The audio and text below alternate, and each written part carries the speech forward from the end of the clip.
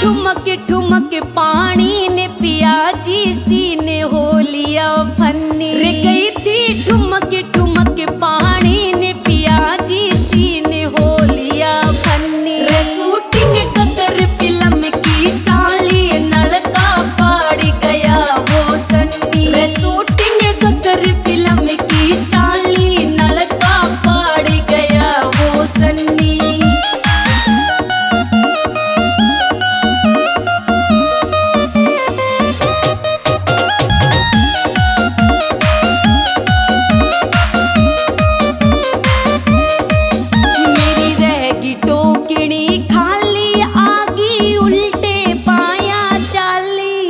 मेरी रहेगी टोकरी खाली आगी उल्टे पाया चाली। भांडे खिंडे काम के सारे रे जानू बिखरी किते चमन्नी रे। शूटिंग कतर फिल्म की चाली नलका पाड़ गया वो सन्नी रे। शूटिंग कतर फिल्म की चाली नलका पाड़ गया वो सन्नी।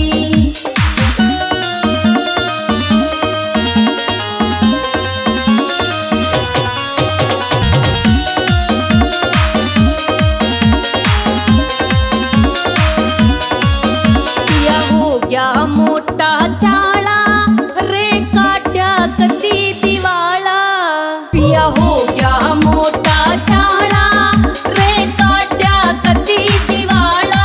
करके नासिक सूता बैरी वो तो काट गया रे कन्नी रे। शूटिंग कतर फिल्म की चाली नलका पाड़ गया वो सन्नी रे। शूटिंग कतर फिल्म की चाली नलका पाड़ गया वो सन्नी।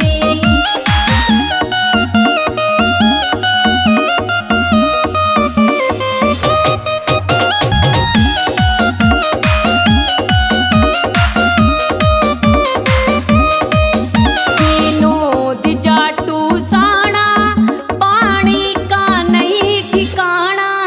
विनोद जाटू साना पानी का नहीं ठिकाना। बोरिंग घर में ही धर वाले रे कुछ कर ले खर्चे अठन्नी रे। शूटिंग कतर फिल्म की चाली नलका पाड़ गया वो सन्नी रे। शूटिंग कतर फिल्म की चाली नलका पाड़ गया वो सन्नी।